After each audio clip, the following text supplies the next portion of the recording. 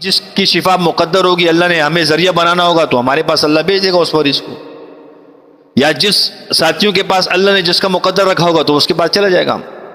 یہ نہیں ہو سکتا کہ میں چاہوں کہ دنیا کے سارے مریض میرے پاس آ جائے، یہ کبھی نہیں ہو سکتا۔ میں چاہتا ہوں کہ دنیا کے سارے لوگ میرے ہی شاگرد بن جائے، میری مرید بن جائے، یہ بھی نہیں ہو سکتا۔ اللہ نے جس کا حصہ میرے ساتھ لکھا ہوگا وہ میرے ساتھ ہی ٹچ ہوگا، وہ جس کا حصہ اللہ نے نہیں لکھا، میں لاکھ چاہوں میرے چاہنے سے کچھ نہیں ہوگا۔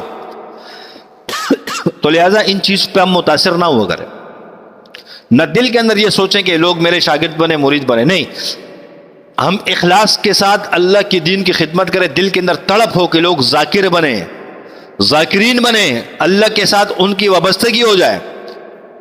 لیکن یہ سوچتا ہوں کہ ہر بندہ میں یہ ایسا نہیں ہو سکتا۔ جس کا حصہ اللہ نے لکھا ہوگا وہ آئے گا، جس کا حصہ اللہ نے لکھا نہیں وہ کیسے آئے گا؟ چاہے وہ شاگردی میں ہو، چاہے وہ علاج اور معالجے میں ہو، دیکھو حصہ مقدر ہے نا، جس کے پاس حصہ ہوگا وہ معاملہ وہی، اللہ وہیں پہنچائے گا اس کو۔